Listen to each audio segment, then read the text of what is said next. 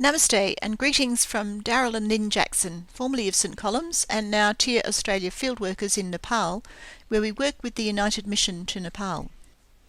For about a year, St Columbs has been raising money for a women's health and empowerment project in Magma. The funds have been channeled through Tier to the United Mission to Nepal, a Christian agency working with local partners.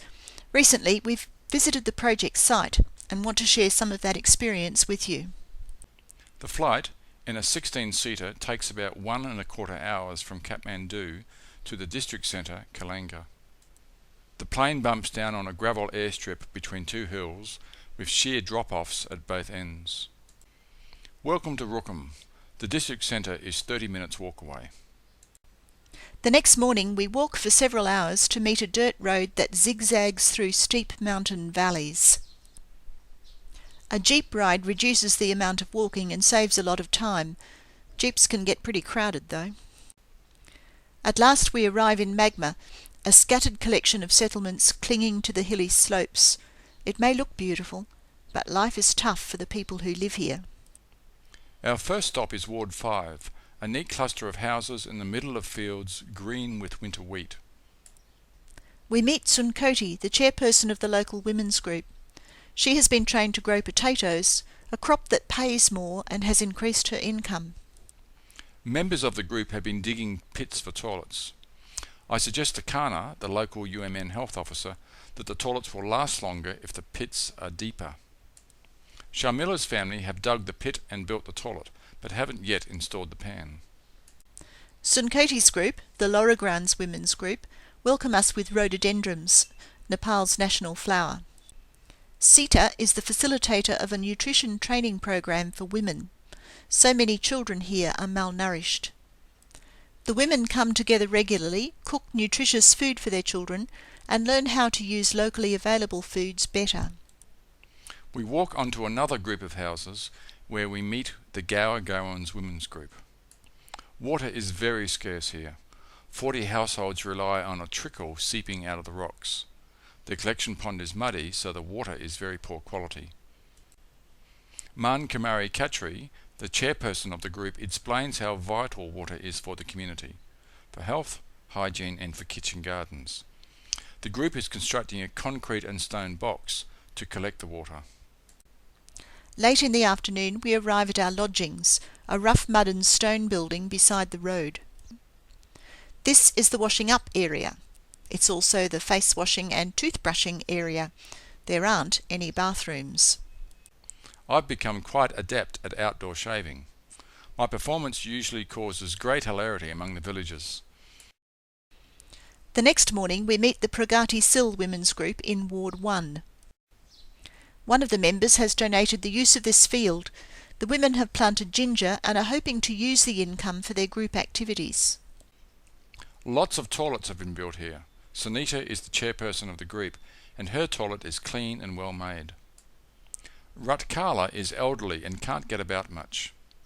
This is a good opportunity to talk about how squat toilets can be adapted for people with mobility problems or disabilities. Kadka and Sunita have done a great job with their toilet. The pit is deep and well lined. It's not quite finished yet. I congratulate them on their hard work. The Akrupta group, like most of the other groups, also functions as a savings and credit group, providing low-interest loans for members.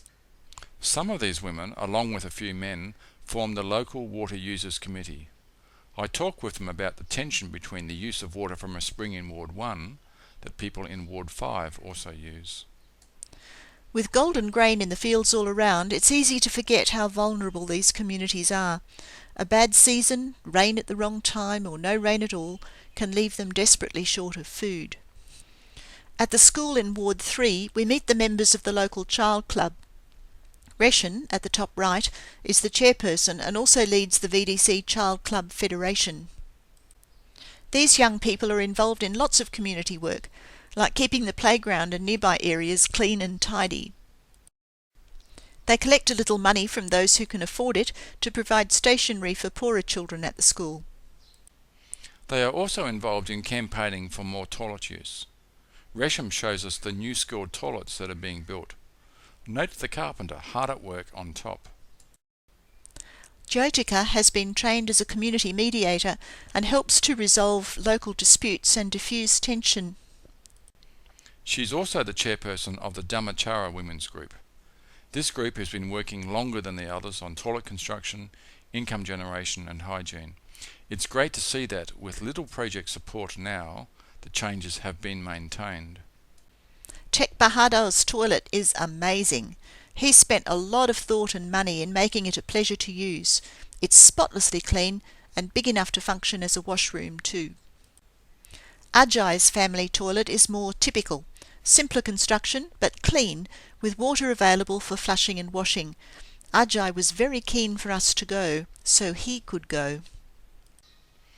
I photographed this toilet about 14 months ago when I was last here. It was new then, but it's great to see that it's still clean and functional. Pabitra and her family have recently returned from living in India. The community was so proud of their open defecation-free status that they insisted Pabitra's family build a temporary toilet until they could construct a more permanent one. You can see it in the background. Peer pressure is really important in keeping the village clean. Any open defecation site is flagged by group members. You certainly wouldn't want to have many flags around your house. Fortunately, Ward 3 has a reasonable supply of water. I encourage Kana to really emphasise the importance of hand washing with the villagers. It's a long jeep journey and then a 4-hour walk up to the district centre again. After visiting villages in Magma, Kalanga looks positively urban. It's been a good reminder of the difficulties people face, but also great to see the gains that can be made. All this is a lovely example of UMN's vision statement at work, helping to transform communities. When Christian organisations like UMN demonstrate God's loving concern for all people, we are helping to share the good news of His kingdom. Here are some ways in which you can pray for this community. Pray for the leaders of the women's groups, Sankoti, Mankamari, Sanita and Jyotika. Their role in the community is critical. Pray for Kana, the UMN health officer responsible for the program. He's very keen and enthusiastic, with a great learning attitude. He's not a Christian, but is open and interested. Pray for Resham and the Child Club members. Young people like these are the future of their community and nation. And pray for Jyotika and her community mediation work. Domestic violence and other community tensions can disrupt development work and destroy lives. Namaste, and thank you for your support.